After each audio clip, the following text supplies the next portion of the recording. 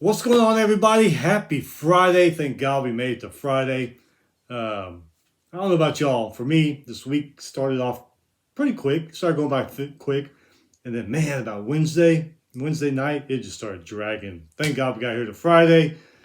Weekend is upon us once again. No show last weekend. I went out of town. Did watch a couple baseball games. Was it TCU in Texas? I think I watched a couple of those games and a little bit of some other ones.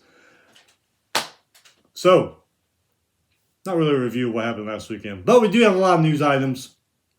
We're going to go over some upsets that happened the last few days here in college baseball and softball. Before we get started, hit that subscribe button down there so you don't miss anything. With that, let's get started. News. Iowa quarterback Deacon Hill, he enters the transfer portal. Started the final 9 games of the season for J.J. McCarthy. Transferred to Iowa, got hurt. So Deacon Hill, he finished up the season for him. He's going to enter the transfer portal. Ole Miss, they get running back Henry Parrish Jr. from Miami. Source states Colorado landed running back Dylan Hayden from Ohio State. That was from a couple days ago. That might be confirmed now. I didn't see anything, but looks like he may be going there. A Tallahassee judge orders Florida State and the ACC to enter mediation to settle their suit. Florida State trying to leave the conference. At the same time, I just read the Florida Attorney General is filing a lawsuit against the ACC. They want Florida State's the contract or something, the Florida State media rights contract or something like that. So this thing just keeps going on and on and on. I don't know. Maybe Florida State should have left years ago or stayed independent and then joined some other conference now. I don't know. It just looks like a big mess now. It really does. Former Duke guard Jeremy Roach, he commits to Baylor. He averages 14 points a game last season. Drexel transfer Amari Williams, he commits to Kentucky. He averaged 12 points a game last season. Florida Atlantic transfer Elijah Martin commits to Florida. He averaged 13 points last season. Helped FAU deep into that tournament run. Former Indiana State star Robbie Avila, he is following his coach to St. Louis. Wants to keep playing for that coach, so he's going to St. Louis. Stanford men, they win their 5th straight gymnastics national championship. 5 straight, that's pretty impressive. LSU women, they won their 1st national championship in gymnastics. Big news this week. Reggie Bush gets his Heisman Trophy back, but at the same time, he's saying, I didn't cheat, and he's still suing the NCAA for defamation of character. You just wonder what kind of door this is going to open for other athletes who had stuff taken away because improper benefits and all that before NIL. You just wonder if there's going to be a rush of lawsuits coming in the next few months or what.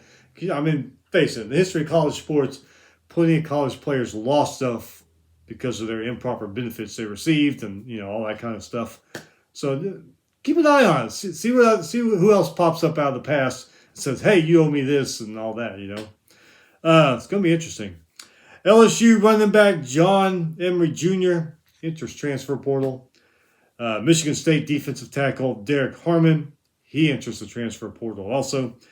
Every year, 2 teams kick off the college football season in Ireland.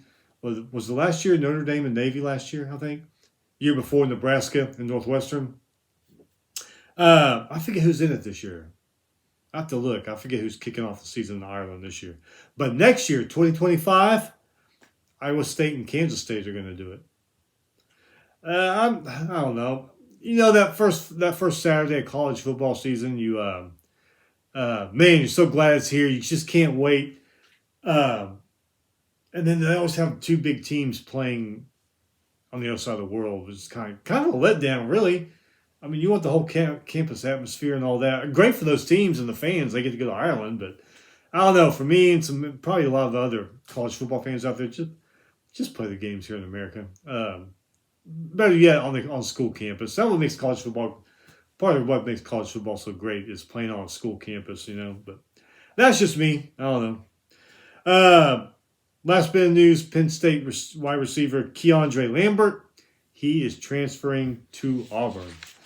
So we have a few upsets this week, not too many. This, like I said, it's going to be a short show. But anyway, Monday, baseball, number 22, Oregon.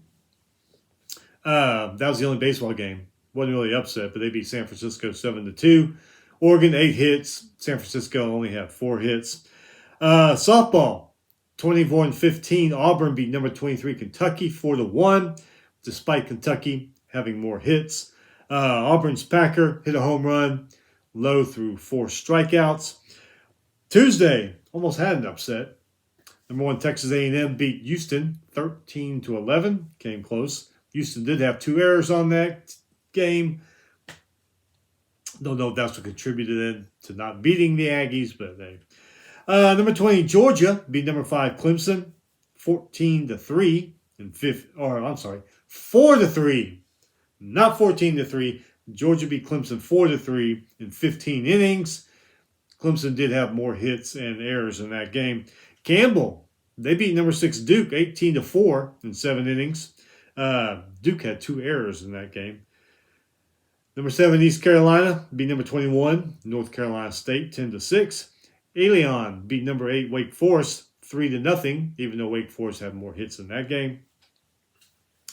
Number 11 Vanderbilt barely beat UT Martin. Beat them by 1, 5-4. Creighton beat number 13 Coastal Carolina 7-3. Over in softball, number 19 Louisiana beat number 7 LSU right up down the road 9-4. Davis for Louisiana, 2-run single in that game. Moving on to Wednesday, baseball. Creighton beat number 13 Coastal Carolina 5-4 in 10 innings. Houston Christian beat number 17 Louisiana 10-9. Houston Christian beat them even though they had more errors and less hits than Louisiana. So pretty impressive. Wednesday, no upsets in softball. Last night, baseball, 21-19. Boston College beat number 14 Virginia 8-2. Softball, no upsets last night, but Baylor did win a doubleheader against BYU, won 8-7 and then 12-9. Like I said, short